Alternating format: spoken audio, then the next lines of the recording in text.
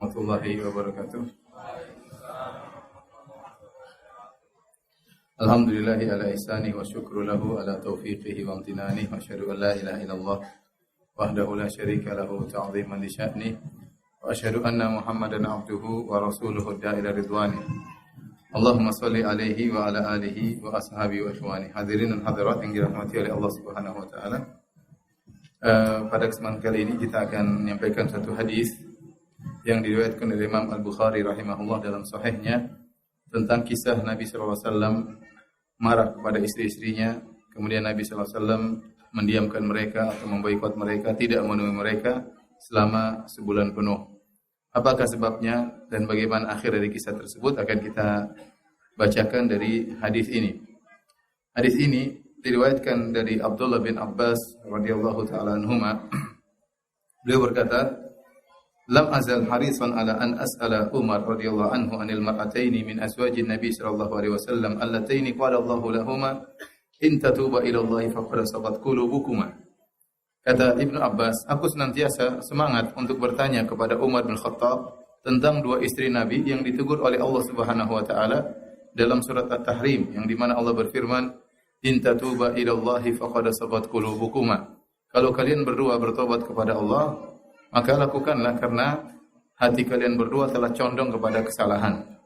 Siapakah dua wanita ini? Rasa penasaran dalam hati Ibnu Abbas ingin mengetahui tentang dua wanita ini. Akan tapi disebut dalam riwayat yang lain, Ibnu Abbas enggak enak nanya kepada Umar karena Umar bin Khattab radhiyallahu anhu adalah seorang yang muhaban, yaitu seorang yang punya karismatik, disegani, sehingga untuk ditanya Ibnu Abbas segan. Sampai dia menunda waktu yang lama, sampai disebutkan sampai setahun baru dia bisa tanya kepada Umar. Dia mencari kesempatan untuk bisa bertanya kepada Umar tentang dua wanita yang ditegur oleh Allah Subhanahu wa taala. Dua wanita tersebut sebagaimana dijelaskan dalam hadis-hadis yang lain adalah Aisyah dan Hafsah. Aisyah dan Hafsah radhiyallahu ta'ala anhuma. Adapun apa kesalahan mereka berdua sehingga ditegur oleh Allah Subhanahu wa taala, disebutkan sebab turun ayat At-Tahrim, ya ayyuhan nabi lima tuharrimu ma ahallallahu laka tabtaghi mardhata azwajik. Wahai nabi, kenapa engkau mengharamkan apa yang Allah halalkan kepadamu karena ingin mendapatkan keridhaan istrimu, ya. Karena ingin menyenangkan hati istrimu. Nabi ditegur oleh Allah Subhanahu wa taala karena mengharamkan apa yang halal. Nah, kalau kita baca buku-buku tafsir, kita akan dapati ada khilaf di karangan para ahli tafsir, tapi mengerucut pada dua pendapat. Pendapat pertama, Nabi mengharamkan madu. Yang kedua, Nabi mengharamkan untuk menggauli budaknya Maria Al-Qibtiyah. Adapun sebab pertama disebutkan bahwasanya Aisyah dan Hafsah cemburu kepada salah seorang istri Nabi sallallahu alaihi wasallam yang Nabi mampir ke situ dan Nabi minum madu di situ, sehingga mereka bersepakat nanti kalau Nabi datang, maka kita pura-pura mengatakan bahwasanya ada bau tidak enak dari Nabi sallallahu alaihi wasallam. Seakan-akan Nabi makan dari maghfir, yaitu seakan-akan Nabi memakan dari sesuatu yang menimbulkan bau tidak enak. Misalnya kalau kita di Indonesia seakan-akan ada bau pete Nabi makan, padahal Nabi habis minum madu. Sepakat antara Aisyah dan Hafsah. Pokoknya siapa yang Nabi datang ke rumahnya maka bilang ada bau enggak enak. Ya. Dan Nabi di antara sifatnya tidak suka kalau tercium dari tubuhnya bau yang tidak enak. Maka Nabi sallallahu alaihi wasallam sangat suka pakai parfum. Di antara yang disukai oleh Nabi adalah parfum. Maka akhirnya waktu Nabi datang kepada salah seorang istrinya, mereka bilang ada bau enggak enak. Nabi bilang, saya baru minum madu, tapi kata mereka ada bau enggak enak. Apakah Anda makan dari maghfir? Akhirnya kata Nabi sallallahu alaihi wasallam, saya haramkan diri saya tidak mau minum madu lagi. Ya. Ini sebab yang pertama, akhirnya Allah tegur. Kata Allah, ya ayuhan nabi, lima tuharrimu ma ahallallahu lak. Wahai nabi, kenapa engkau mengharamkan apa yang Allah halalkan bagimu? Sebab yang kedua, dan ini pendapat yang lebih kuat, Nabi SAW kenapa ditegur oleh Allah Subhanahu wa taala? Karena Nabi SAW satu hari pergi ke rumahnya Hafsah, salah satu istrinya, Hafsah radhiyallahu ta'ala anha, Hafsah putri Umar, Hafsah bintu Umar, putrinya Umar. Dan qadarullah pada waktu itu Hafsah lagi tidak di rumah. Disebut dalam sebagian riwayat Hafsah sedang mengunjungi bapaknya Umar bin Khattab radhiyallahu anhu, sehingga rumahnya kosong. Sehingga Nabi SAW tahu Hafsah rumahnya kosong, maka dia panggil budaknya Maria Al-Qibtiyah. Dan kita tahu seorang boleh menggauli budaknya. Maka dipanggillah Maria Al-Qibtiyah. Maria ini seorang budak wanita yang diberi hadiah oleh Raja Mesir Al-Muqawqas kepada Nabi sallallahu alaihi wasallam. Kemudian dijadikan budak oleh Nabi sallallahu alaihi wasallam dan Nabi menggauli dan punya anak. Namanya Ibrahim bin Muhammad. Ibrahim bin Muhammad. Tetapi Ibrahim bin Muhammad putra Nabi sallallahu alaihi wasallam itu meninggal sebelum masih di masa perusuhan dia meninggal. Waktu meninggal di pangkuan Nabi sallallahu alaihi wasallam maka Nabi bersedih sampai Nabi menangis. Ya. Karena Nabi tidak punya anak laki-laki waktu itu. Anak Nabi perempuan 4, ya. Yaitu Zainab, kemudian Ruqayyah, Ummu Kulthum dan Fatimah. Dapat anak laki-laki dari Maria Al-Qibtiyah. Tapi masih masa perusuhan meninggal dunia di pangkuan Nabi sallallahu alaihi wasallam. Nabi berkata, "Inna al-qalba la yahzan wa innal ayna la tadma' wa la naqulu illa bima yurdi rabbana wa inna bi firaqika ya Ibrahim la mahzunun." Kata Nabi, sungguh hati ini bersedih, sungguh mata ini mengalirkan air mata. Namun kami tidak mengucapkan perkataan kecuali yang mendatangkan keridhaan Rabb kami. Dan kami sungguh bersedih dengan kepergianmu wahai Ibrahim. Inilah Maria Al-Qibtiyah. Karena rumah Hafsah kosong, maka mungkin Nabi lagi berhasrat, Allah alam bisawab, lagi berhasrat ternyata rumah istrinya lagi kosong. Maka Nabi panggil budaknya, digaulilah budaknya tersebut di rumah Hafsah. Akhirnya ketahuan oleh siapa? Hafsah. Musibah, ketahuan sama-sama Hafsah. Ketahuan akhirnya Hafsah marah. Hafsah mengatakan, "Afi yaumi ya wa fi baiti, apakah kau menggauli Maria di rumahku dan di hari jatahku?" Akhirnya kalau antum jatah satu aja. Ini cerita Nabi sallallahu alaihi wasallam. Ada 9 istrinya, tiap hari ganti jatah nginap. Kata Hafsah, "Apakah di rumahku dan di hari jatahku, jatah nginapku?" Maka Nabi sallallahu alaihi wasallam mengatakan, "Saya mengharamkan diriku untuk tidak menggauli Maria Al-Qibtiyah." Dalam rangka menyenangkan siapa? Hafsah. Dan Nabi berkata, "Hafsah, jangan kau ceritakan kepada siapapun." Jangan kau ceritakan kepada siapapun. Maka turunlah teguran dari Allah Subhanahu wa taala, "Ya ayyuhan nabi, lima tuharrimu ma ahallallahu laka tabtaghi mardata azwajik." Wahai Nabi, kenapa kau mengharamkan sesuatu yang halal bagimu? Kau boleh menggauli budakmu hanya karena ingin menyenangkan hati istrimu. Dan sebab yang kedua ini dirojikan oleh sebagian, dikuatkan oleh banyak ulama karena lebih kuat dari sisi makna ayat. Ayat mengatakan, "Wahai Nabi, kenapa engkau mengharamkan apa yang dihalalkan kepadamu karena menyenangkan istrimu?" Kalau sebab pertama madu, Nabi ingin menyenangkan dirinya agar tidak tercium bau tidak enak dari tubuhnya. Dia menyangka akibat minum madu keluar bau yang tidak enak. Adapun sebab kedua, benar-benar Nabi mengharamkan untuk menggauli Maria Al-Qibtiyah untuk menyenangkan siapa? Hafsah radhiyallahu taala anha. Ya, akhirnya nanti Hafsah cerita kepada Aisyah, bahwasanya Nabi begini-begini, dan Hafsah melanggar ya wasiat Nabi untuk tidak ceritakan kepada siapapun. Akhirnya Allah menegur mereka berdua, "In tatuba ilallahi faqad sagat qulubukuma." Jika kalian berdua bertobat, sungguh hati kalian berdua telah condong kepada kesalahan, yaitu menyelisih Nabi sallallahu alaihi wasallam. Intinya Ibnu Abbas radhiyallahu taala anhuma tidak tahu siapa dua wanita ini, dan dia penasaran ingin tanya kepada Umar bin Khattab.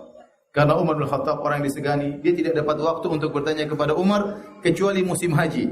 Apa kata Ibnu Abbas? "Fahajjtu ma'ahu fa'adala wa adaltu ma'ahu bil idawa." Maka pada suatu kesempatan aku pun berhaji bersama Umar bin Khattab radhiyallahu anhu. Sebagian ulama tatkala mengomentari lafal ini, "Aku pun berhaji bersama Umar," menjadikan ini sebagai dalil hukum asalnya seorang tidak menceritakan amal solehnya. Hukum asalnya seorang menyembunyikan amal solehnya. Dia menceritakan kalau ada maslahatnya. Seperti Ibnu Abbas, dia bercerita dari awal sampai akhir, maka dia ceritakan tentang bagaimana dia bisa bertanya kepada Umar, maka disebutkan dalam cerita tersebut, saking lamanya saya menunggu sampai akhirnya saya berhaji bersama siapa? Umar bin Khattab radhiyallahu anhu. Bukan dalam rangka untuk pamer dia berhaji dan yang lainnya ya. Jadi seorang berusaha untuk menyembunyikan amal solehnya sebisa mungkin. Kata Nabi SAW, "Man istata'a minkum an yakun lahu khabi'un min amalin salih falyaf'al." Barang siapa di antara kalian yang mampu punya amal soleh yang tersembunyi, hanya Allah yang tahu, maka lakukanlah. Syaitan berusaha, syaitan tidak peduli Anda beramal soleh sebanyak apapun. Anda beramal soleh sebanyak apapun, Anda berhaji, Anda berumrah, Anda keluarkan uang banyak, Anda letih beramal, tapi kalau Anda riya, buyar semuanya. Maka setan menggoda Anda bagaimana Anda untuk riya tatkala beramal, untuk pencitraan misalnya, agar diakui, agar dihormati, agar disanjung, maka seluruh amalan Anda akan sia-sia. Betapapun letihnya Anda, betapun banyak perjuangan yang Anda lakukan, betapun banyak uang yang Anda keluarkan. Kalau ternyata Anda tidak ikhlas, riya, mencari sanjungan manusia, maka gugur dan itu dicari setan. Setan tidak perlu Anda beramal sebanyak apapun. Kalau setan tidak berhasil menggugurkan amalan Anda dengan riya, maka dia tempuh cara kedua, yaitu agar Anda menceritakan amal soleh Anda. Bercerita bukan untuk riya, tapi sekedar cerita. Nah, amal soleh ada dua. Ada amal soleh yang tersembunyikan dan ada amal soleh yang terungkapkan. Yang tersembunyikan pahalanya lebih besar. Kata Allah Subhanahu wa taala, "In tubudu shadaqati fa ni'mahi wa in tukhfuha wa tu'tuha al-fuqara fa huwa khairul lakum." Kalau kalian menampakkan sedekah kalian maka itu baik, tapi kalau kalian sembunyikan maka itu lebih baik bagi kalian. Sehingga pahala dari amal yang tersembunyi lebih besar daripada pahala amal yang terungkap. Nah, syaitan kalau tidak berhasil, kata Ibnu Qayyim rahimahullahu taala, tidak berhasil menjerumuskan seorang hamba dalam riya, maka dia berusaha menjerumuskan seorang hamba agar pahalanya berkurang.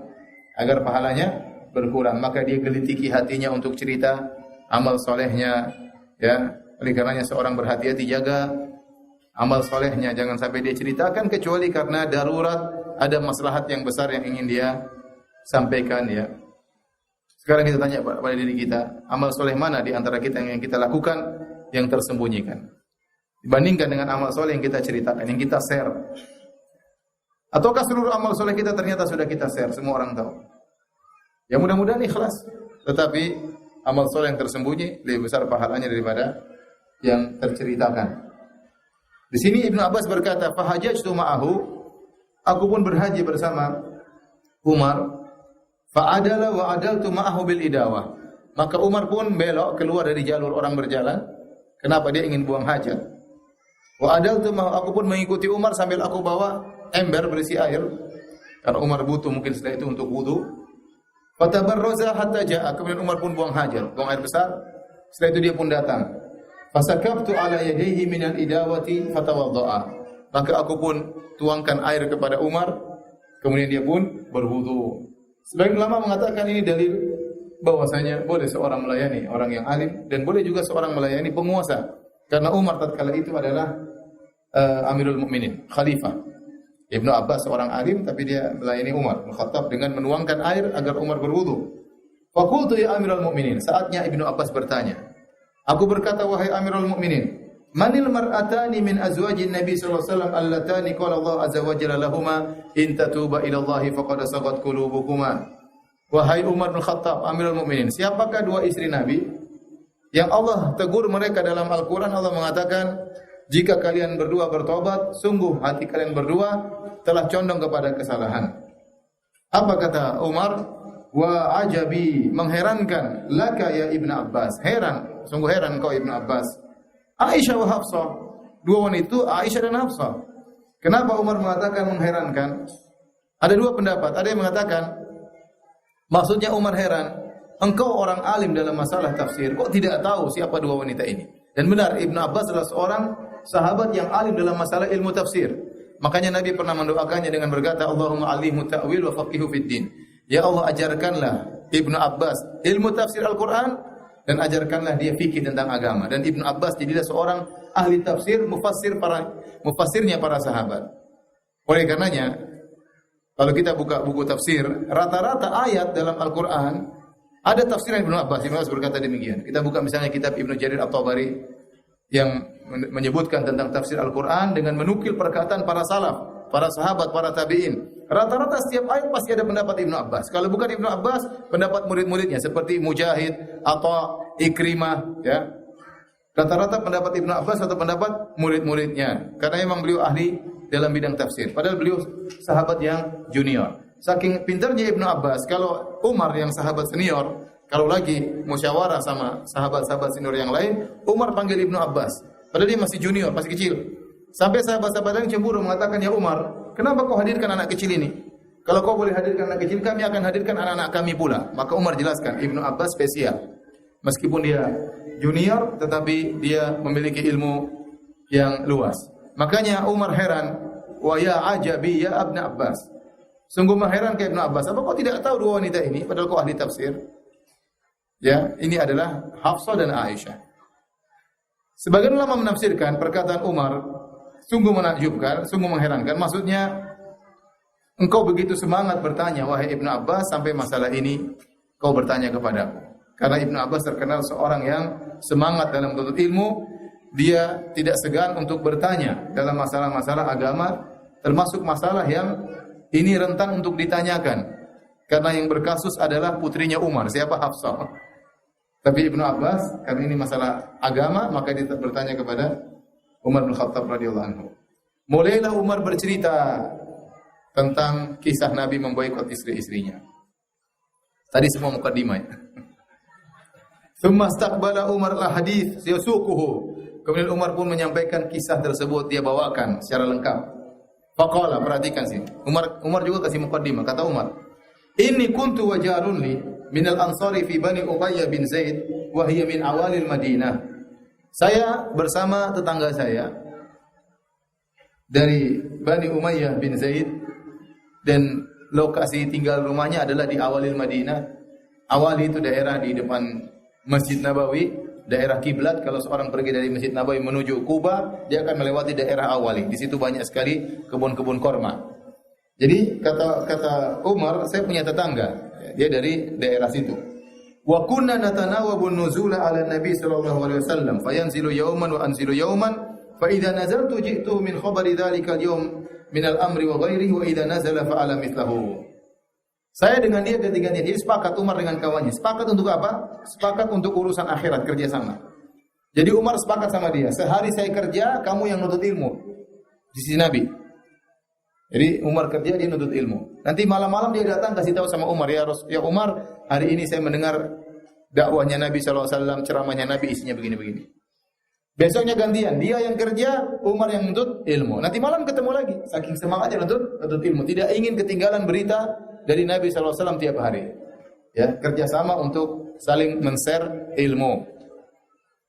Ya, dan ini Umar menggabungkan antara kemaslahatan dunia dengan kemaslahatan akhirat. Dia harus kerja. Punya istri, punya anak, punya tanggung jawab. Tetapi dia juga tidak ingin ketinggalan untuk nuntut ilmu. Ya. Jadi tidak benar juga nuntut ilmu tiap hari, tidak pernah kerja, itu juga keliru. Ya. Kerja terus juga nggak pernah ngaji, juga ngawur. Jadi gabungkan dua-duanya, kerja ada, ngaji ada. Ya. Baik. Kemudian Umar kasih mukadimah berikutnya. Wa kunna ma'syara Quraisy naglibun nisaa falamma qadimna 'alal ansari idahum qaumun taglibuhum nisaa'uhum. Kata Umar, perhatikan sini. Kami orang-orang Quraisy, kami menguasai istri-istri kami. Orang-orang Quraisy di kota Mekah, istri-istrinya semua tunduk sama orang Quraisy. Orangnya hebat-hebat. Kata Umar, kami orang Quraisy, kami mendominasi, kami menguasai istri-istri kami. Falamma qadimna 'alal ansar, tatkala kami datang ke kota Madinah berhijrah, idahum qaumun taglibum nisaa'um. Ternyata mereka itu terbalik. Istri-istri mereka yang menguasai apa? Suami-suami mereka. Antum yang mana ini? Quraisy apa? Muhajirin atau Ansar? Kelihatannya Ansar semua. Kemudian kata Umar, fatafiqa nisaa'una ya'khudna min adabi nisa'il ansar. Mulailah istri-istri kami belajar dari istri-istri kaum Ansar. Belajar apa? Belajar menguasai apa? Suami. Ternyata, ya ini makanya antum kalau istri bergaul, jangan sembarang bergaul sama ibu-ibu ya. Kalau tahu ibu suka ke mall, hati-hati. Nanti istri antum kerjanya kemana? Ke mall. Kalau ada istri boros, jangan aja istri antum gaul sama wanita tersebut. Nanti istri antum juga apa? Boros.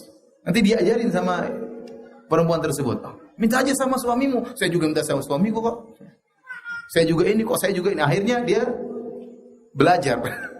Taklim dari wanita tersebut. Hati-hati. Ini yang terjadi. Gara-gara bergaul istri-istri kaum Ansar dengan istri-istri kaum Muhajirin, mulailah istri-istri kaum Muhajirin belajar dari istri-istri kaum Ansar. Dan ternyata mereka berhasil belajar. Buktinya apa? Kata Umar, fasihtu ala imraati faraja'atni. Suatu hari aku mengangkat suara membentak istriku. Faraja'atni, tiba-tiba istriku nyaut. Apa yang saya bantah ya? Menjawab. Biasanya istri-istri kaum Muhajirin enggak pernah jawab. Dia ngomongin sama suaminya, "Nggih, Oke, biasanya begitu. Kali ini berubah, ternyata istri Umar tidak biasanya diam. Kali ini tiba-tiba istrinya Umar bin Khattab nyaut. Jawab. Fa ankartu an turaji'ani. Aku pun mengingkarinya. Kenapa anti istriku? Kenapa engkau nyaut perkataanku? Kenapa engkau jawab, engkau bantah perkataanku? Istrinya bantah lagi. Walima tunkiru an uraji'aka. Kenapa engkau mengingkariku? Aku membantah engkau nyaut terhadap perkataanmu. Wallahi inna azwajan Nabi sallallahu alaihi wasallam la yuraji'nahu. Demi Allah, istri-istri Nabi juga nyaut sama Nabi sallallahu alaihi wasallam. Jangankan ente ya Umar. Nabi saja dijawab oleh istri-istrinya, apalagi Anda, istrinya gitulah. Karena ini sering ya. Jadi ustadz itu repot juga ya. Kadang istrinya dijadikan dalil ya. Istri ustadz aja begitu. Aduh, kalau pas istri ustadz nggak beres bahaya ya. Kalau orang kalau dai ya, punya istri dia jaga ya, penampilannya dijaga, jilbabnya dijaga ya. Ya, karena kalau istrinya salah dijadikan dalil. Oh, istri ustadz itu aja misalnya tidak pakai jilbab, istri ustadznya begini-begini, jadikan dalil. Jadikan dalil. Apakah ustadz atau pemuka agama atau yang lain? Baik. Kemudian lebih daripada itu kata istri Umar, wa inna ihdahunna la tahjuruhu al-yawma hatta lail. Bahkan salah seorang dari istri-istri Nabi memboikot Nabi siang dan malam. Subhanallah.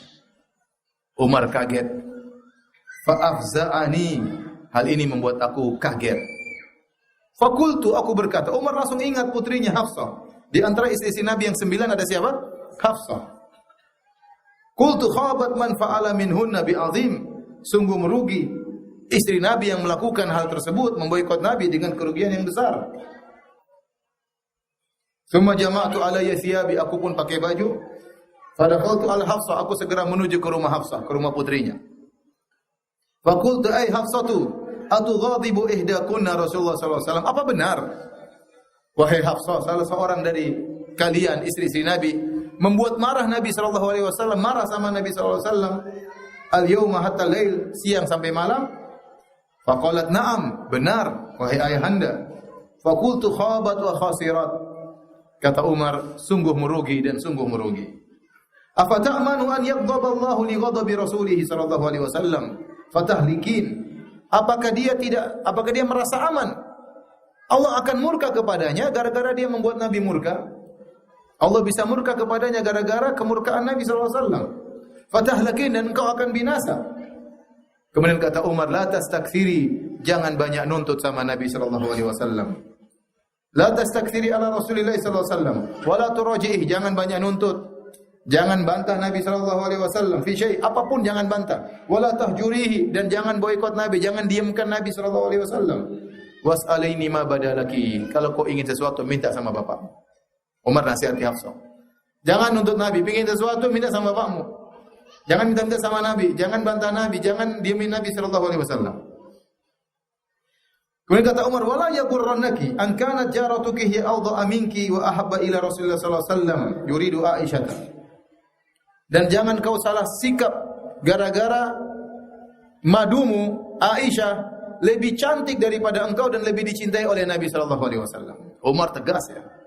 Putriku, ente jangan salah-salah bersikap ya. Jangan gara-gara cemburu kepada siapa?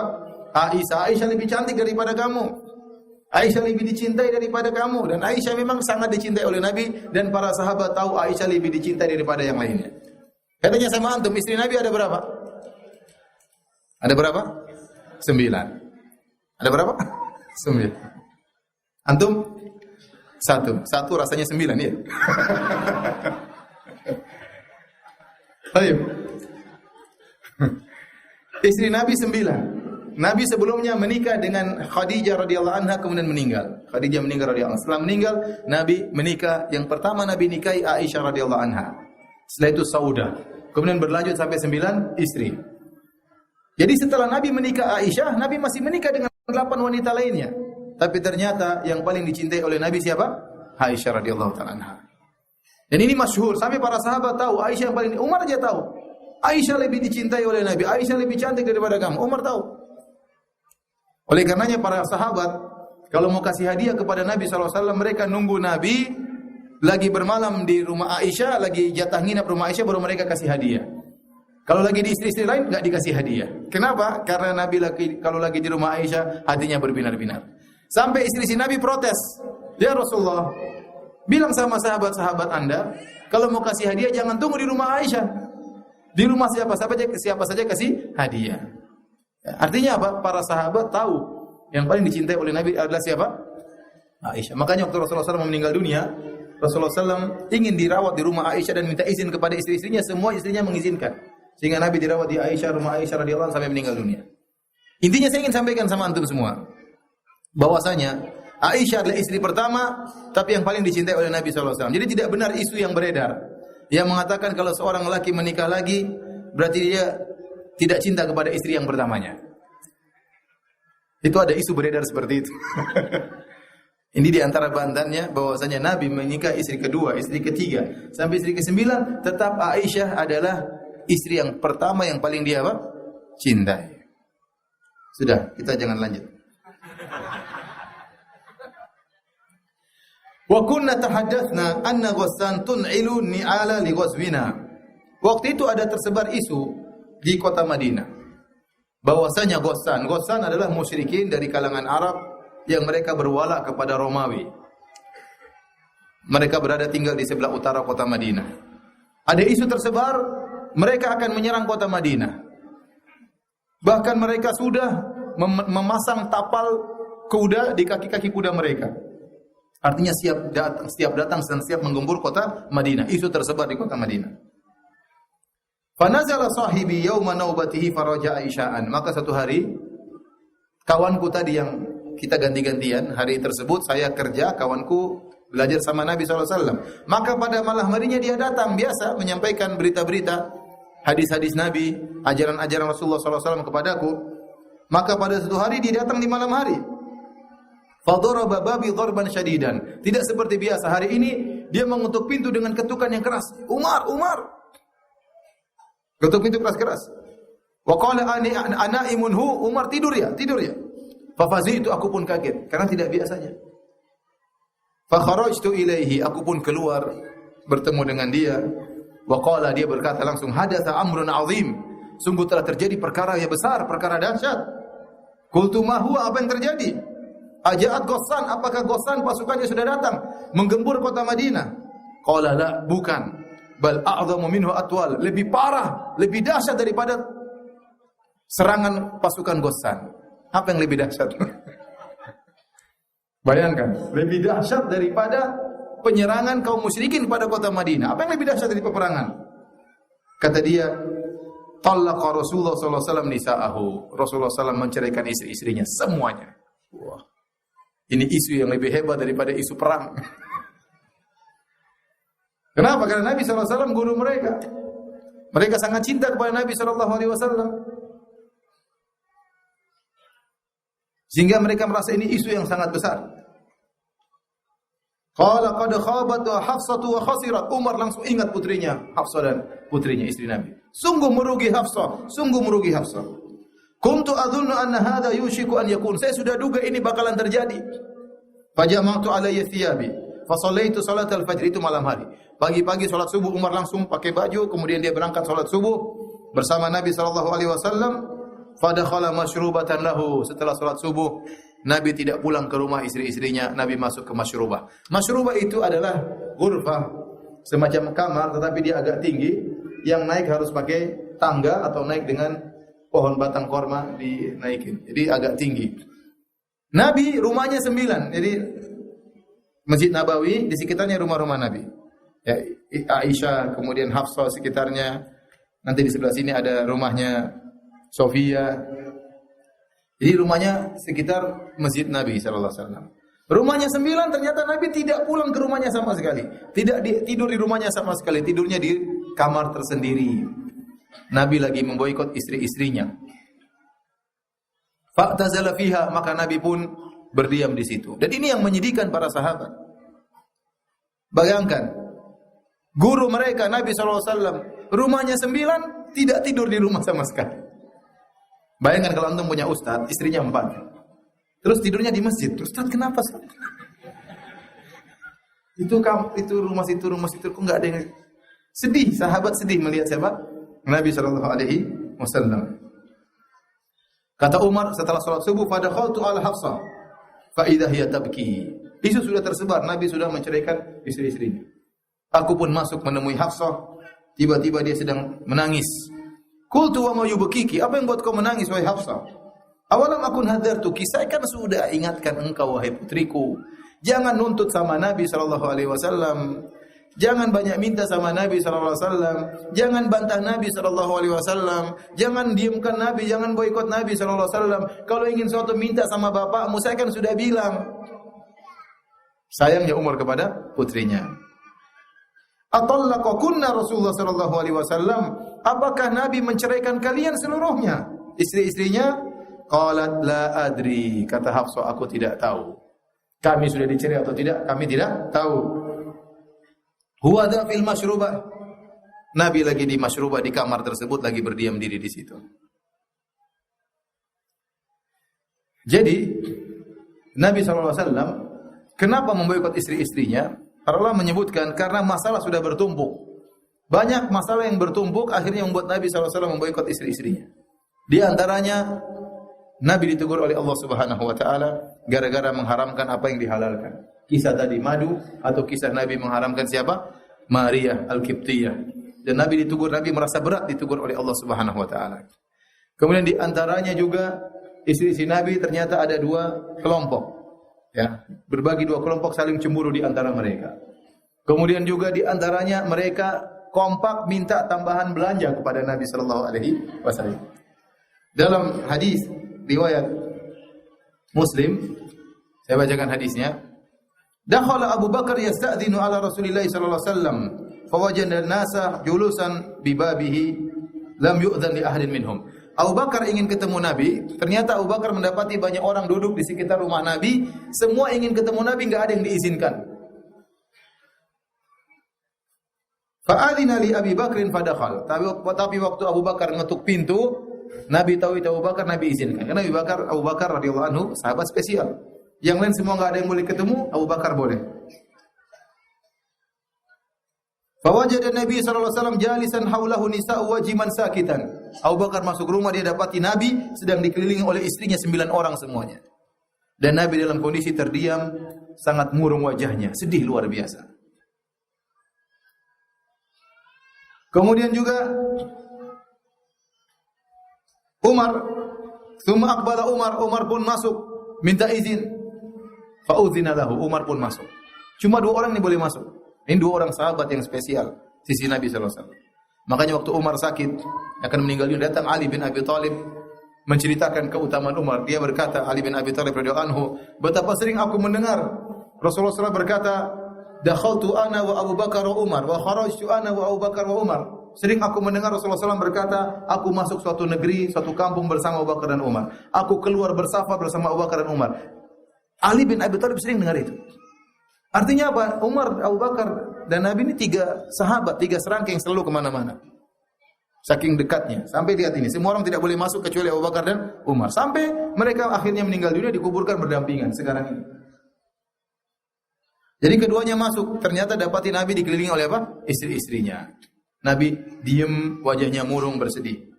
Melihat kondisi seperti ini, maka Umar ingin mencairkan suasana. Kata Umar, la aqulanna syai'an udhikun Nabi sallallahu alaihi wasallam. Aku akan mengucapkan sesuatu yang buat Nabi tertawa.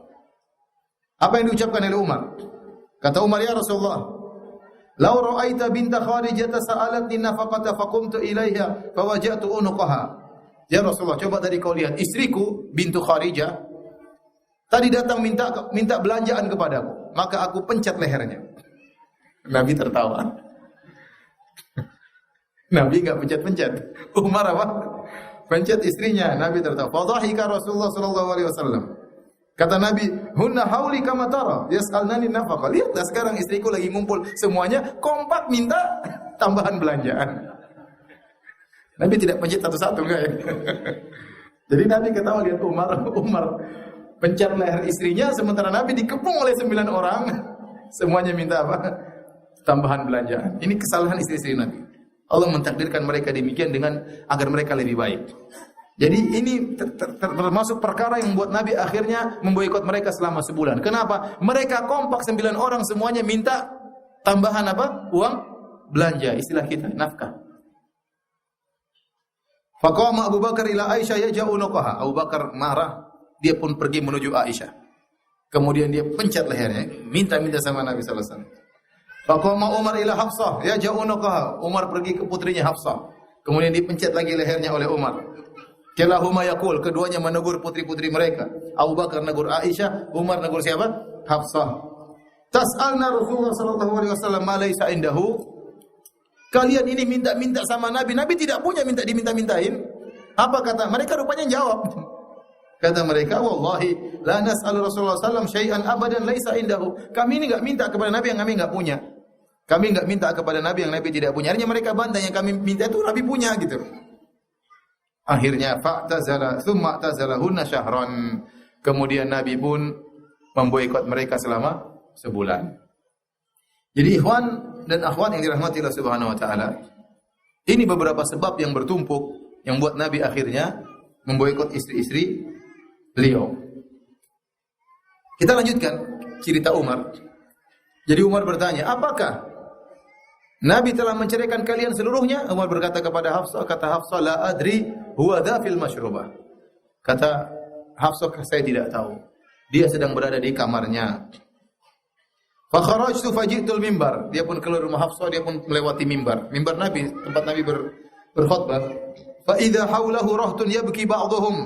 Tiba-tiba berkumpul sebagian orang, beberapa orang, sebagiannya lagi nangis. Sedih lihat kondisi Nabi sallallahu alaihi wasallam. Ini dalil kalau orang sedih kita boleh ikut bela sungkawa ya. Nangis ikut nangis sama dia. Enggak apa-apa. Kalau itu meredakan dia, kita ikut nangis, enggak ada masalah. Ini sahabat nangis melihat kondisi Rasulullah sallallahu alaihi wasallam. Mereka sedih lihat guru mereka. Fajalastu ma'ahum qalilan, aku pun duduk bersama mereka sebentar. Tsumma ghalabani ma ajid, kemudian aku mendapati rasa penasaran, ingin tahu Nabi ceraikan istri-istrinya atau tidak. Faji'tul masyrubah allati huwa fiha, maka aku pun pergi menuju kamar yang agak naik tadi, yang di situ ada Nabi sallallahu alaihi wasallam. Faqultu li gulamin lahu aswad, di situ ada penjaga Nabi, itu budak berkulit hitam. Aku berkata kepadanya, "Ista'dzin li Umar." Bilang sama Rasulullah sallallahu alaihi wasallam, Umar minta izin ketemu. Fadakhala fakallama Nabi sallallahu alaihi wasallam thumma kharaja faqala dzakartu laka fasamata. Maka budak tadi masuk ketemu Nabi, "Ya Rasulullah, ada Umar di pintu ingin ketemu." Nabi cuma diam saja. Tidak jawab sama sekali.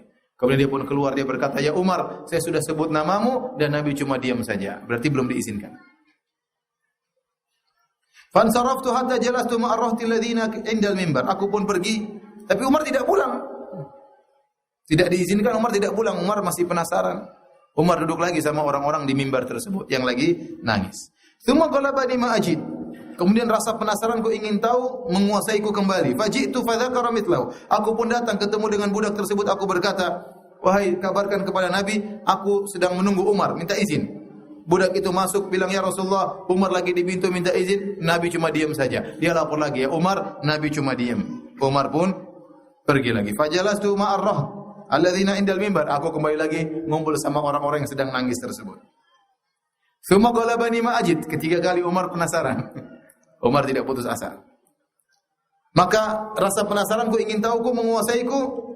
Kemudian aku pun pergi menuju ke Nabi sallallahu alaihi wasallam dan aku minta izin ketemu budak tersebut pun masuk bilang, "Ya Rasulullah, ada Umar di pintu." Umar, Nabi ternyata diam saja. Kemudian budak tadi lapor, "Ya Umar, aku sudah sebut namamu," dan Rasulullah hanya diam saja. Maka Umar tahu Rasulullah SAW tidak mau ketemu Umar.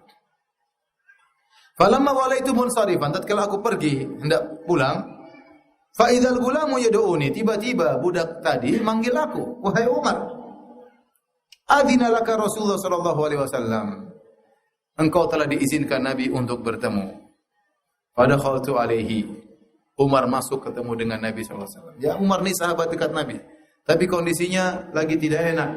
Umar mertua Nabi sallallahu alaihi wasallam, putrinya Hafsah, istrinya Nabi sallallahu alaihi wasallam, sedangkan putrinya bikin masalah sama siapa? Nabi sallallahu alaihi wasallam, entah dicerai atau tidak, kondisinya tidak enak intinya. Umar masuk.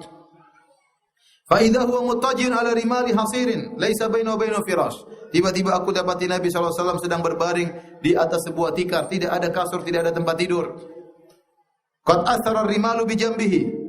Ternyata tikar tersebut memberi bekas di lambung Nabi SAW. Muttaqiun ala wisadatin min adamin hasyu halif. Dan Nabi sedang bersandar kepada sebuah bantal yang terbuat dari kulit kasar, dalamnya juga diisi rumput-rumputan atau kulit-kulit korma, ya, pohon korma dimasukin. Fasallamtu alaihi, aku pun mengucapkan salam kepada Nabi sallallahu alaihi wasallam. Tsumma qultu wa ana qa'im. Dan Umar belum berani berduduk, Umar masih berdiri. Kondisi tidak enak, Umar masih berdiri. Umar berkata, "Talaqta nisa'aka ya Rasulullah?" Apakah Anda menceraikan istri-istri Anda? Farafa'a basarahu ilayya. Rasulullah tadinya tunduk, kemudian lihat Umar dalam kondisi sedih. Faqala la. Kata Nabi tidak. Dalam riwayat Umar gembira, kata Umar, Allahu Akbar. Ternyata tidak diceraikan. Gembira. Putrinya Hafsah berarti belum diceraikan. Tsumma qultu wa ana qa'im, dan Umar belum berani duduk. Umar masih berdiri. Umar berkata, "Astanisu ya Rasulullah." Ya Rasulullah, izinkan aku mau ngobrol. Umar ingin mencairkan suasana. Kemudian Umar tahu Nabi lagi sedih, enggak enak ngobrol-ngobrol. Akhirnya Umar berkata, "Lau ra'aitani wa kunna ma'syara Quraisy naglibun nisaa, falamma qadimna ala qaumin taglibun nisaa'uhum." Fadzakarahu. Maka Umar cerita, "Ya Rasulullah, kita orang-orang Quraisy, kita kuasai istri-istri kita. Tatkala kita datang ke kaum Ansar, ternyata istri-istri mereka menguasai suami-suami mereka. Mulailah istri-istri kita belajar sama mereka. Akhirnya begini dan begini, saya ngamuk sama istri saya bilang, "Kenapa kau bantah saya sementara kau larang saya bantah kamu?" Sementara istri-istri Rasulullah SAW bantah Rasulullah SAW. Umar cerita, akhirnya Rasulullah SAW tersenyum. Tidak tertawa, tapi Rasulullah tersenyum. Seakan-akan Umar berkata, "Ya Rasulullah, udah nasib ya Rasulullah." Bukan cuma istri-istri Anda yang belajar, istriku juga apa? Belajar. Sudah nasib. Rasulullah SAW tersenyum. Jadi, hadirin hadirat Allah Subhanahu wa taala, ternyata dalam sahabat ada dua mazhab dalam berhadapan dengan istri-istri. Mazhabnya kaum Muhajirin, kaum Quraisy itu mendominasi siapa? Mendominasi istri semua tunduk. Mazhabnya kaum Ansar dikuasai oleh apa? Istri-istri. Saya tanya sama antum, antum ini mazhab yang mana? Kaum Muhajirin, kaum Ansar? Yang kaum Ansar angkat tangan. Muhajirin antum? Masya Allah. Dan kata para ulama, Nabi SAW memilih metode kaum Ansar. Nabi SAW memilih metode kaum Ansar, yang menunjukkan bahwasanya metode ngalah sama istri itu lebih disukai oleh Nabi SAW. Nabi tidaklah beliau memboikot istri-istrinya kecuali setelah bertumpuk, dan dia tidak ngomel-ngomel, dia cuma tahu-tahu marah pergi, sudah meninggalkan mereka, tidak ngamuk-ngamuk, tidak banting piring. Enggak, Rasulullah SAW tidak demikian. Selama ini Rasulullah SAW tidak demikian karena sudah bertumpuk permasalahan. Dan kata para ulama, Nabi memilih metode kaum Ansar. Oleh karenanya Muawiyah disebutkan oleh Ibnu Hajar dan Fathul Bari pernah berkata tentang para wanita, yaglibnal kiram wa taglibuhunal li'am. Atau yaglibuhunal li'am. Kata Muawiyah radhiyallahu anhu, wanita itu menguasai laki suami-suami yang baik dan mereka dikuasai oleh suami-suami yang buruk. Kata Umar apa? Tentang para wanita, kata Muawiyah tentang para wanita, yaglibnal kiram wa yaglibuhunnal li'am. Istri-istri itu menguasai suami-suami yang baik dan mereka dikuasai laki suami-suami yang kurang baik. Ya, jadi antum tidak mengapa ngalah sama istri, ya, bukannya antum penakut, bukan, tapi belum berani. Enggak, bukannya antum menakut, bukan, tapi antum sayang sama apa? Sayang sama istri.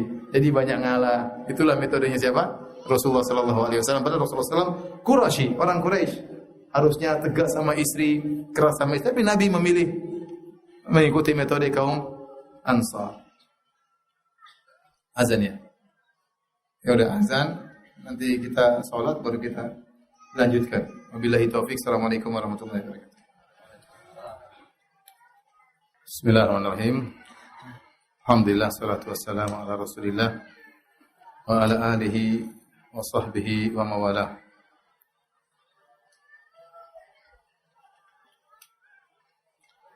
Kita lanjutkan kajian kita.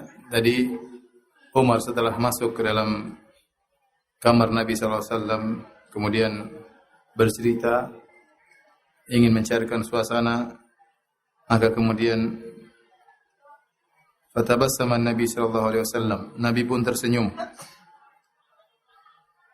Kemudian Umar melanjutkan ceritanya, "Tsumma qultu law ra'aitani wa dakhaltu ala Hafsata faqultu la yaghurrannaki an kanat jaratuki hiya awda'a minki wa ahabba ila Nabi sallallahu alaihi wasallam."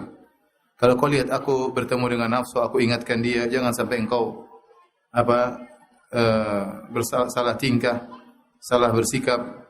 Kalau ternyata madumu yaitu Aisyah lebih cantik daripada engkau dan lebih dicintai oleh Nabi sallallahu alaihi wasallam. Fatabassama ukhra, maka Nabi pun tersenyum kedua kali. Fajalastu hina ra'aitu tabassam. Tatkala Nabi sudah senyum dua kali, baru Umar berani duduk. Thumma rafa'tu basari fi baitihi fa wallahi ma ra'aituhu fihi syai'an yaruddul basar ghairu ahabatin thalatha. Kemudian aku lihat-lihat ke kamar Nabi sallallahu alaihi wasallam. Tidak ada yang menarik pandangan kecuali aku melihat 3 buah kulit ya yang belum disamak yang ada di kamar Nabi sallallahu alaihi wasallam. Artinya tidak ada apa-apa di kamar Nabi tersebut. Fakultu, tatkala aku melihat kondisi demikian, kamar Nabi yang kosong cuma ada kulit yang belum disamak, 3 potong kulit, kemudian Nabi tidur di atas tikar yang memberi bekas di lambungnya, maka aku berkata, "Ud'ullaha falyuwassi' ala ummatik." Ya Rasulullah, berdoalah kepada Allah agar Allah melapangkan harta rezeki umatmu. Fa inna Farisa wa Rum wasi'a alaihim. Sementara Romawi dan Persia mereka dilapangkan rezeki oleh Allah kepada mereka. Wa utud dunya, mereka diberikan dunia, wa hum la ya'budun Allah, sementara mereka tidak menyembah Allah.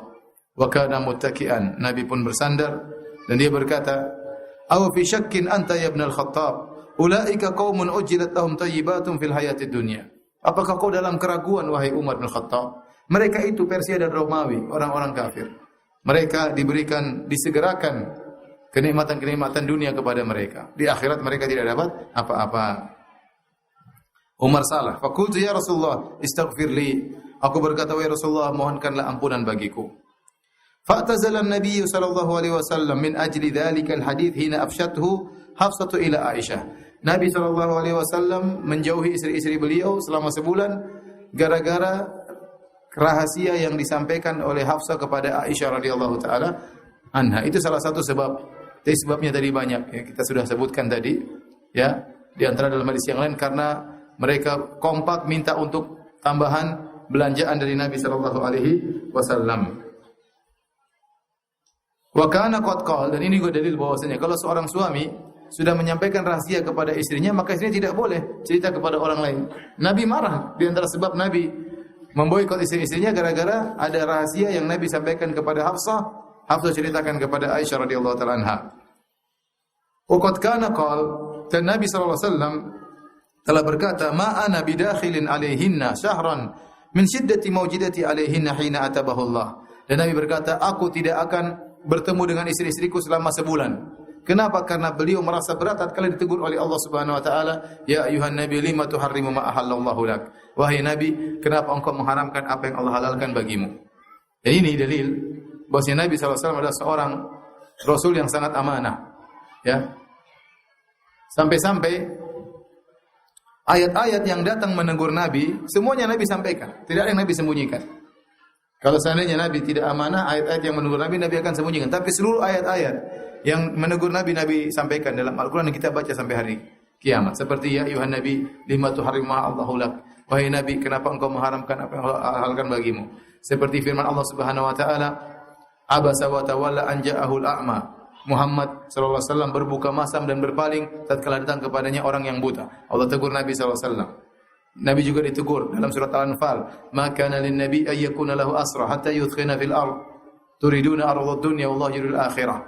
Ya, kenapa wahai Nabi engkau menerima tawanan? Ya. Ditegur oleh Allah Subhanahu wa taala. Kemudian juga Allah berfirman, "Lima afallahu anka lima adzinta lah." Ya. Lima afallahu anka lima adzinta lahum hatta yatabayyana lakal ladzina sadaqu wa ta'lamal kadzibin.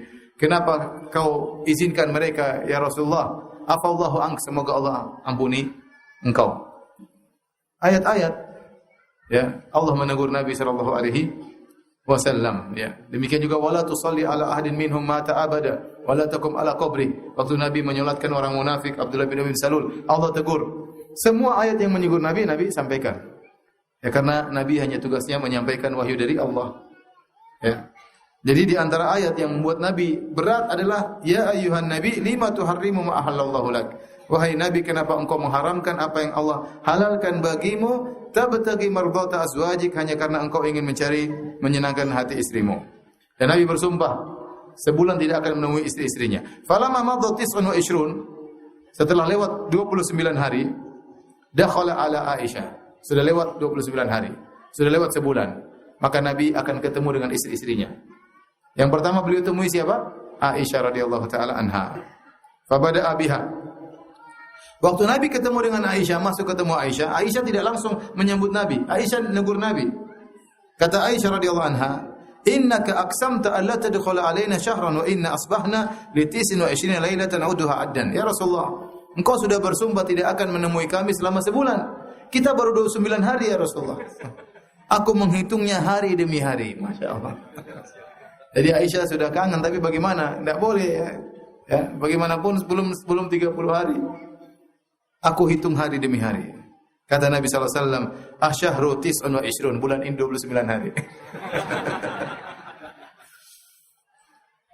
Fa'unzilat, setelah itu turunlah firman Allah Subhanahu wa taala, ayatut takhir, ayat untuk pilih, suruh milih. Nabi suruh istrinya milih. Pilih dunia atau pilih Nabi dengan hidup yang susah. Maka karena mereka minta tambahan belanja, maka turunlah firman Allah dalam surat Al-Ahzab, kata Allah Subhanahu wa taala, ya ayyuhan nabi qul li azwajika in kuntunna turidinal hayatad dunya wa zinataha fata'alaina umatti'kunna wa usarrihkunna sarahan jamila. Wahai Nabi, katakanlah kepada istri-istrimu, 9 orang itu, katakan kepada mereka, kalau kalian mengharapkan dunia dan perhiasannya, maka kemarilah, aku akan berikan harta kepada kalian dan aku akan cerai kalian dengan cerai baik-baik. Cerai tapi harta ada Nabi kasih, tapi cerai. Enggak ada ngomel-ngomel, enggak ada bentak-bentak, cerai baik-baik kata Nabi sallallahu alaihi wasallam. Pilihan kedua, wa in kuntunna turidinallaha wa rasulahu wad daral akhirah, fa innallaha 'adda lil muhsinati minkunna ajran 'azima. Kalau kalian memilih Allah dan Rasulnya dan surga, sungguhnya Allah menyiapkan bagi orang-orang yang baik di antara kalian wahai istri-istriku ganjaran yang besar. Suruh milih. Kemudian kata Nabi sallallahu alaihi wasallam, inni dzakirun laki amran, wahai Aisyah, aku akan sebutkan kepada engkau pilihan. Wala alayki alla ta'jali hatta tastamiri abawaik. Jangan buru-buru menjawab, jangan buru-buru milih. Silakan kau diskusi sama kedua orang tuamu. Qalat, kata Aisyah, qad a'lamu anna abawayya lam yakuna ya'murani bi firaqika.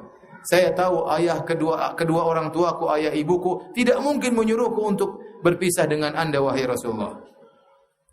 Kemudian Nabi berkata, diskusi sama kedua orang tuamu. Kata Aisyah radhiyallahu taala anha, "Afi hadza astamiru abawayya?" Apakah urusan ini saya harus diskusi sama kedua orang tuaku wahai Rasulullah? Fa inni uridullah wa rasulahu wad daral akhirah. Sungguh aku pilih Allah, Rasulnya dan aku pilih negeri akhirat. Selesai, Aisyah milihnya Nabi sallallahu alaihi wasallam. Sudah harus hidup sabar.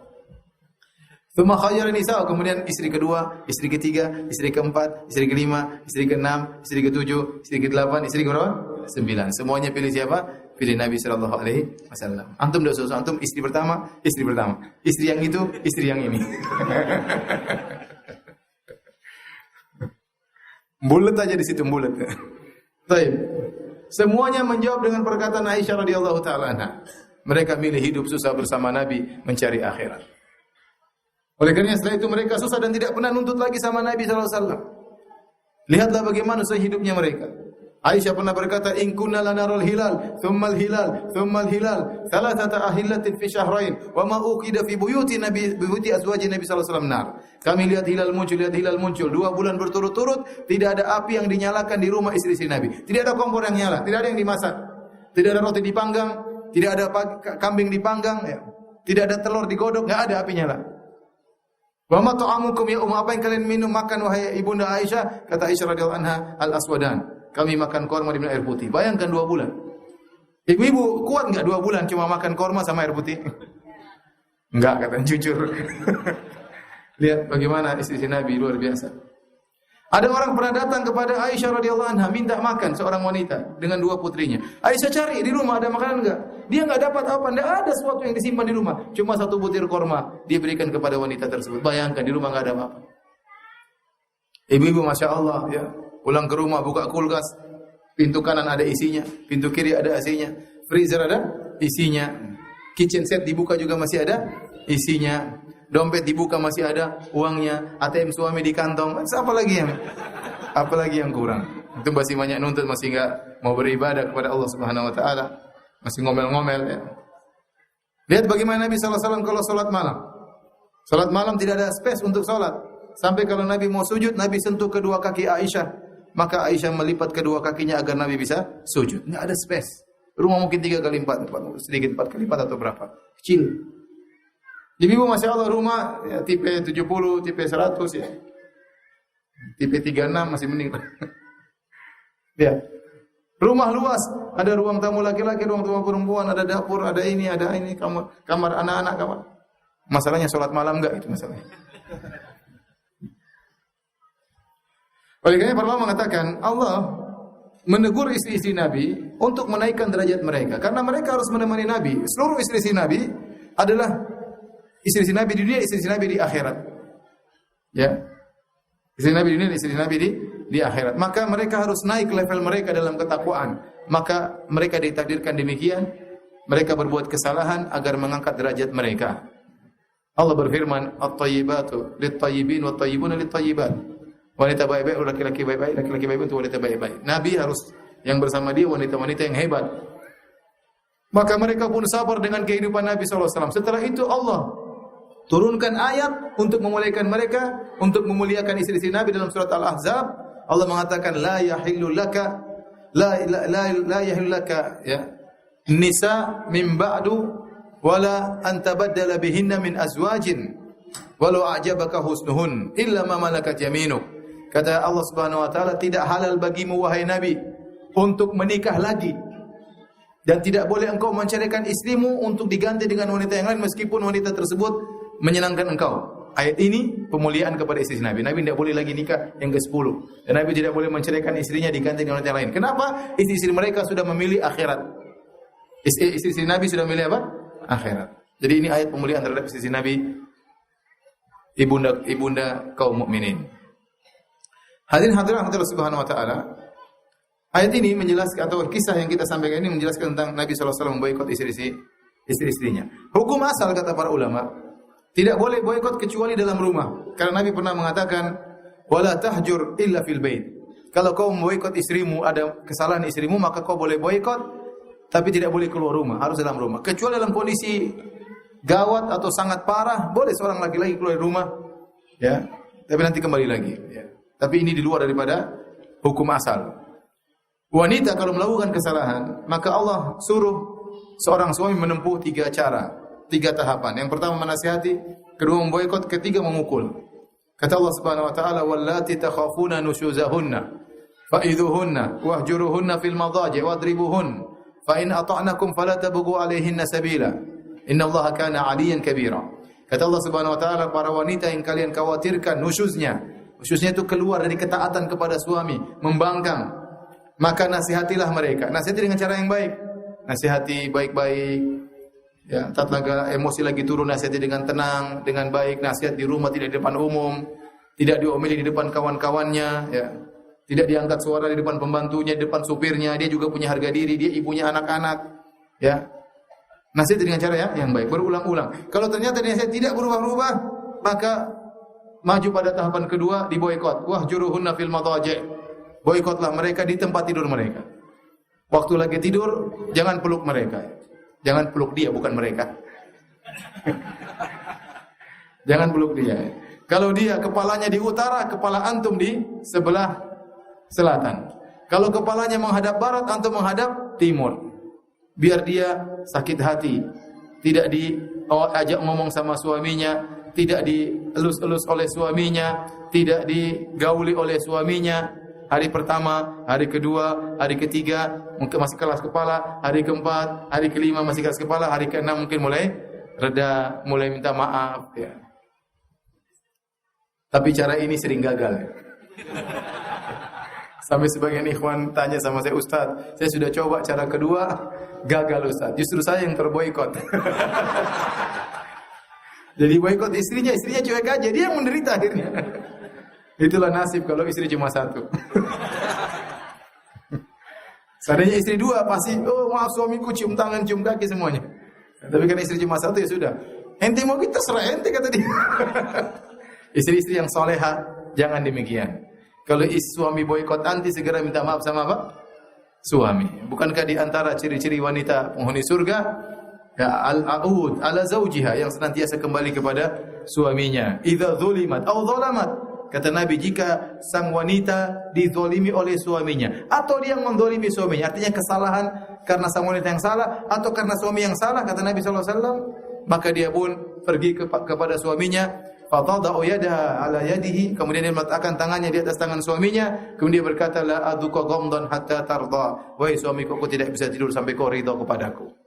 Itu istri yang soleha. Mengalahkan egonya, minta maaf kepada suaminya, sama saja dia salah atau dia yang benar. Ya. Tapi jarang wanita seperti itu. Langka tapi nyata ya.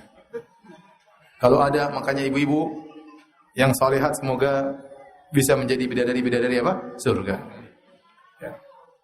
Jadi boikot. Nah, yang saya perlu ingatkan, bukan segala masalah kita boikot istri, tidak.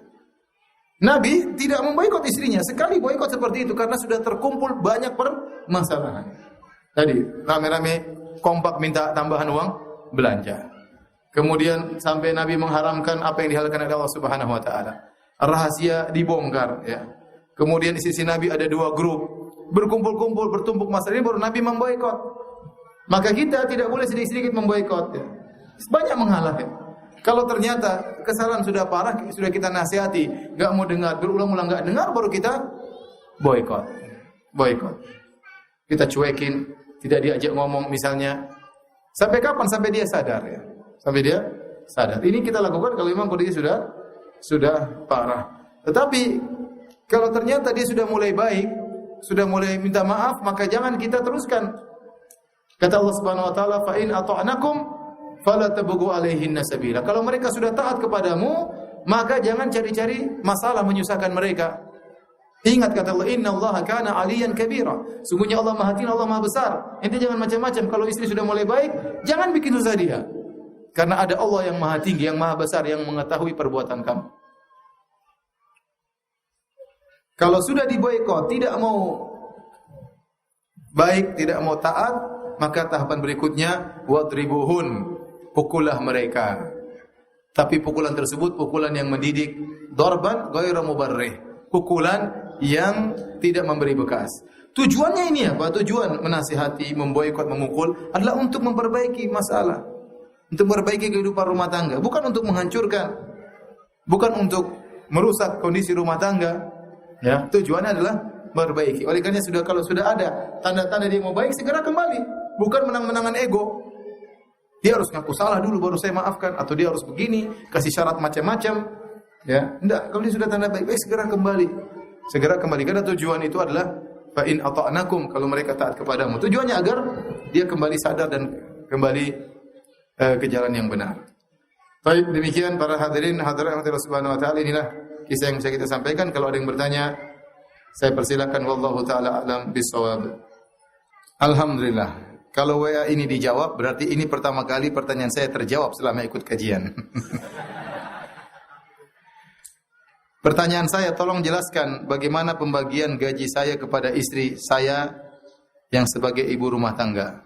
Apakah diserahkan semuanya untuk istri saya kelola, atau saya gaji istri saya dan tetap saya kelola kebutuhan keluarga? Jazakallahu khair.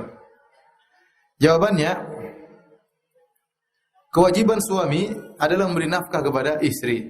Ini di antara kewajiban suami. Nafkah, sandang, pangan, papan, disediakan tempat tinggal, ya, diberi makan. Ya. Pokoknya istri sudah gemuk berarti sudah cukup. Kemudian dikasih pakaian yang wajar sebagaimana tetangga-tetangganya, sebagaimana wanita di daerahnya. Ya, ada pakaian, jangan pakaian satu saja. Ada pakaian kalau pertemuan ada, mungkin pakaian ketemuan keluarga ada ya, yang wajar sesuai dengan kemampuan.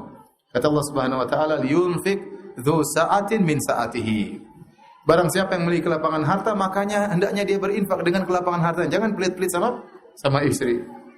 Ya, bukankah Nabi sallallahu alaihi wasallam mengatakan dinarun anfaqtahu fi sabilillah, dinarun anfaqtahu fi raqabah, dinarun anfaqtahu ala miskin, dinarun anfaqtahu ala ahlik, alladhi a'zamu ajran alladhi anfaqtu ala ahlik. Sekeping dinar yang kau infakkan untuk istrimu, untuk keluargamu, sekeping dinar yang kau infakkan untuk jihad, sekeping dinar yang kau infakkan untuk budak, sekeping dinar yang kau infakkan untuk orang miskin, yang paling besar pahalanya adalah untuk keluargamu. Karena kepada keluarga hukumnya wajib. Oleh karena jangan pelit-pelit terhadap istri. Ya. Tapi kalau tidak punya, apa boleh buat? Kata Allah Subhanahu wa taala, "Wa man qudira 'alaihi rizquhu falyunfik mimma atahu Allah." Barang siapa yang disempitkan rezekinya, maka berinfaklah sesuai dengan kemampuannya. Istri pun harus mengerti. Yang penting kalau kita sudah kasih nafkah, tidak wajib kita menggaji istri, tidak. Tapi kalau kita mau kasih hadiah, silakan. Ya. Jangan istri mengatakan, wajib gaji saya tiap bulan sekian. Enggak ada dalilnya.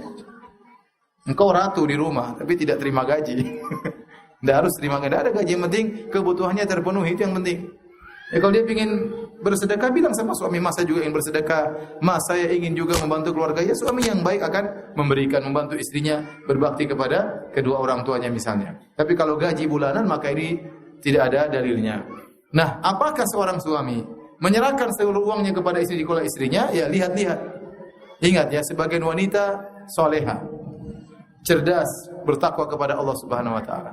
Kita letakkan uang kita kepada dia, benar-benar dia olah. Bahkan dia memberikan kepada keluarga kita, memberikan kepada ibu kita, memberikan kepada adik-adik kita, kepada kakak kita. Kalau seperti tidak apa-apa, kasih uang sama dia seluruhnya. Tapi sebagian wanita bahlul ya. Jadi kalau kita kasih duit, dia simpan duit itu tersebut. Ya, kita mau kasih sama ibu kita, ditahan sama dia. Sehingga dia ngajari kita pelit sama keluarga kita. Itu repot kalau seperti itu. Kalau kita minta duit sama istri kita, ngajuin proposal supaya dikasih duitnya, uang kita. Sayang, kasih dong ibu saya. Berapa? Ya 2 juta lah sayang. Oh, kebanyakan mas. Ibu cuma makan tempe, 200.000 aja. Akhirnya 200.000. Jadi yang ngajari kita pelit sama keluarga kita, terkadang istri kita. Tapi kalau istri kita ternyata kita tahu dia mengolah harta dengan baik, mengajari kita tidak boros, tapi tidak juga mengajari kita pelit, mengajari kita perhatian sama keluarga kita, maka kasih aja daripada kita pusing-pusing. Kasih istri kita untuk ngatur. Jadi lihat situasi dan kondisi. Ya. Tergantung bagaimana model istri kita. Subhanallah, teman-teman saya, ini ibu-ibu bergembira lah. Ya. Teman-teman saya di Arab sana, tidak ada yang kasih uang sama istrinya. Semua mereka yang pegang, pokoknya kasih makan aja. Akhirnya apa? Mereka mudah poligami. Kita di Indonesia banyak orang-orang yang semua gajinya kasih istrinya. Ya, gaji suaminya kasih ke istri-istri yang pegang ya. Gimana mau poligami? Maksud saya, ibu-ibu bersyukur punya suami orang Indonesia ya. Yang enggak tahu itu saking baiknya atau saking bodohnya saya enggak tahu. Yang penting uangnya semua dikasih ke istrinya. Saya bilang itu enggak apa, yang penting istrinya solehah, bertakwa kepada Allah, bisa mengatur keuangan. Kalau begitu enggak apa-apa. Kita yang justru ingin cari punya istri seperti ini. Tapi kalau ternyata istri susah mengajarin kita pelit, jangan kasih dia pegang uang.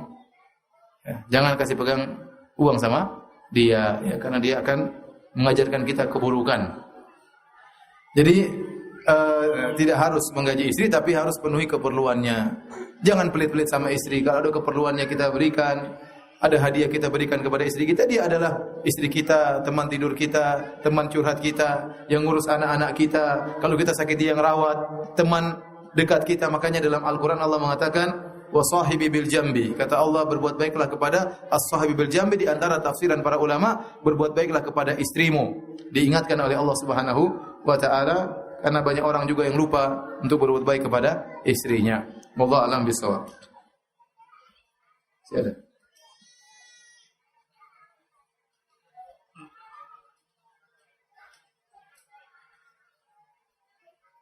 Sudah enggak ada.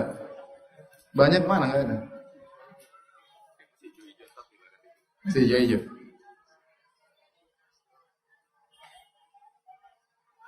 Ustaz, jika Nabi paling cinta kepada Aisyah, apakah bisa dikatakan tidak adil kepada istri yang lain? Sudahlah ibu-ibu, ibu tidak tahu masalah ini, ibu-ibu. Ini masalah orang yang punya madu. Ibu-ibu tidak punya madu. Ya sudah, tenang saja, jangan macam-macam. Keadilan yang diwajibkan kalau memiliki istri 4 ya, yaitu keadilan dalam sisi zahir. Artinya jatah nginap harus adil, nafkah hendaknya juga adil ya. Menggauli juga sebenarnya mengatakan berusaha untuk adil. Tapi kalau rasa cinta enggak ada yang bisa ngatur. Hati milik Allah Subhanahu wa taala. Nabi mengatakan, "Allahumma hadza qasmi fima amlik, fala talumni fima tamlik wala amlik." Ya Allah, inilah pembagianku kepada istri-istrinya yang aku mampu. Jangan kau cela aku pada perkara yang kau kuasai dan aku tidak menguasai. Itu masalah hati. Kita saja misalnya kita punya anak 4 atau anak 5, kita sayang semuanya, tapi ada satu mungkin yang lebih kita sayangi. Mungkin dia cerdas, mungkin dia berbakti sama orang tua, mungkin dia sering telepon kita. Tidak apa-apa, itu wajar. Tetapi jangan kita tunjukkan bahwasanya kita kemudian yang dicium cuma satu anak saja, yang lain tidak dicium misalnya. Yang satu diajak ngobrol, yang tidak diajak ngobrol. Itu namanya tidak adil. Ya. Allah menyuruh kita untuk adil di antara anak. Demikian juga istri. Tapi ya ini cuma teori saja. Saya juga tidak tahu bagaimana ceritanya. Teorinya begitu. Kalau punya istri lebih dari satu, maka harus adil secara zahir. Kalau satunya ditelepon, semuanya ditelepon. Kalau suami satunya digauli, hendaknya yang lain juga digauli. Satunya jalan-jalan, semua juga hendaknya diajak jalan-jalan ya. Sebenarnya poligami itu ada kelezatan, ada tanggung jawab. Tanggung jawab lebih besar daripada sekedar kelezatan. Ya, tanggung jawab itu besar kalau punya istri 2. Apalagi istri 3, apalagi istri 4. Tidak gampang punya istri lebih daripada 1. Kecuali yang digampangkan oleh Allah Subhanahu wa taala. Ini sama, perlukah atau wajibkah seorang suami memberitahu hasil usahanya? Ana selama ini tidak memberitahu karena jika hasil kita rendah, istri khawatir meremehkan. Jika penghasilan besar diketahui, maka cenderung belanjanya sebagaimana fitrahnya. Sama semua istri seperti itu ya. Sehingga ana lebih memberi surprise hadiah. Pertanyaan, salahkah ana? Tidak, tidak ada yang salah. Ya, enggak ada yang salah. Jadi tidak harus disampaikan. Yang penting keperluan istri dipenuhi dan jangan pelit, itu saja. Jangan pelit sama istri. Ya. Kalau tahu istri royal maka jangan di-loss juga, jangan ya. Beda-beda istri yang satu dan istri yang lain. Kenapa istri meminta tambahan uang belanja kok tidak boleh? Boleh kalau tambah anak ya boleh. Maksud saya ini kasusnya Nabi lain ya. Nabi SAW istri-istrinya minta tambahan belanja yang tidak wajar, tidak sesuai dengan kemampuan Nabi SAW ya. Adapun kalau memang kurang boleh. Kalau bahkan dalam hadis kalau seorang suami ternyata tidak mencukupi, maka istri boleh ngambil diam-diam ya. Sebagaimana dalam hadis Hind bintu Utbah, dia bertanya kepada Nabi Rasulullah, ya inna Abu Sufyan rajulun syahih. Ya Rasulullah, suamiku suami yang pelit ya. Dia tidak memberikan aku yang cukup untukku dan cukup untuk anak-anakku. Hal ala yamin junah. Apakah tidak mengapa aku akan mengambil hartanya tanpa dia ketahui? Kata Nabi SAW, tidak mengapa. Khudhi min malihi ma yakfiki wa waladiki bil ma'ruf. Kata Nabi SAW, tidak mengapa ambil harta suamimu diam-diam yang cukup untukmu dan cukup untuk anak-anakmu secara wajar. Secara wajar. Ini dalil bahwasanya kalau ternyata seorang suami tidak memenuhi kebutuhan istrinya secara wajar, anaknya juga SPP tidak dibayar, istrinya boleh ngambil duit dari dompetnya, boleh. Tapi jangan ambil banyak-banyak, kemudian beli emas, beli ini, enggak. Cukup untuk keperluan primer, keperluan silakan. Ya. Berarti kalau suami ternyata tidak memenuhi uang belanja, boleh minta tambahan, enggak mengapa. Kalau memang tidak memenuhi, kalau sudah memenuhi tidak boleh. Kalau sudah memenuhi maka tidak boleh. Ustaz, bagaimana hukumnya kalau kita boikot lebih dari 3 hari? Sedangkan kita enggak boleh bertengkar lebih dari 3 hari. Yang benar kalau boikot antara suami istri itu boleh lebih dari 3 hari. Makanya Allah tidak menyebutkan batasan waktu. Allah hanya mengatakan fa in ata'nakum. Kalau mereka taat, berarti boleh lebih dari 3 hari sampai mereka apa? Taat. Boleh. Tapi jangan lama-lama lah ya. Tadi dikisahkan Rasulullah SAW tersenyum saat Umar bercerita memencet leher istrinya. Apakah ini artinya kita boleh melakukan hal tersebut? Boleh aja, mencet yang benar tapi. Ya, apa namanya? Tadi yang paling bagus pertama menasihati, kedua memboikot. Kalau tidak bisa baru kita boleh mukul dengan pukulan yang tidak memberi bekas. Bukan pukulan balas dendam, tapi pukulan mendidik. Tujuan itu mendidik, bukan balas dendam. Ben mukul sampai terluka, sampai giginya patah ya. Sampai keluar darah, ini enggak benar. Sampai ada cerita, ada orang dia nikah, malam pertama dia bawa ayam, kemudian dia preteli kepala ayam depan istrinya, krek. Malam pertama. Supaya istrinya, kamu jangan macam-macam, kamu kalau macam-macam. Enggak tahu benar enggak ceritanya. Suami sudah terbiasa memberi orang tuanya uang memenuhi segala kebutuhannya, itu tidak menjadi masalah bagi istri. Tetapi bagaimana jika suami tidak terbuka dalam memberi uang bantuan materi kepada kakak atau adiknya? Saudaranya bukan dalam keadaan miskin dan kebutuhannya bukan kebutuhan primer. Enggak ada masalah. Yang penting anti terpenuhi kebutuhan. Suami ingin berbuat baik sama kakaknya, sama adiknya, terserah. Tentunya kalau suaminya bisa tahu istrinya mengerti, sebaiknya dia cerita, tidak perlu dia sembunyikan. Kalau dia tahu istrinya pengertian, ya. Tapi kalau dia tahu istrinya suka ngalang-ngalangi, mungkin dia akhirnya sembunyi-sembunyi. Ya. Tetapi kalaupun suami sembunyi-sembunyi, istri tidak berhak untuk marah. Bukan bukan kondisi yang dibenarkan dia marah suaminya. Dia boleh marah kalau ternyata kebutuhannya tidak terpenuhi. Kalau kebutuhannya terpenuhi, terserah. Suami mau sumbang kemana, mau kasih kakaknya, kasih adiknya, itu hak suaminya. Tapi demikian saja kajian kita. Para hadirin, kurang lebihnya saya mohon maaf. Subhanakallah bihamdik asyhadu an la ilaha illa anta astaghfiruka wa atubu ilaik. Assalamualaikum warahmatullahi wabarakatuh.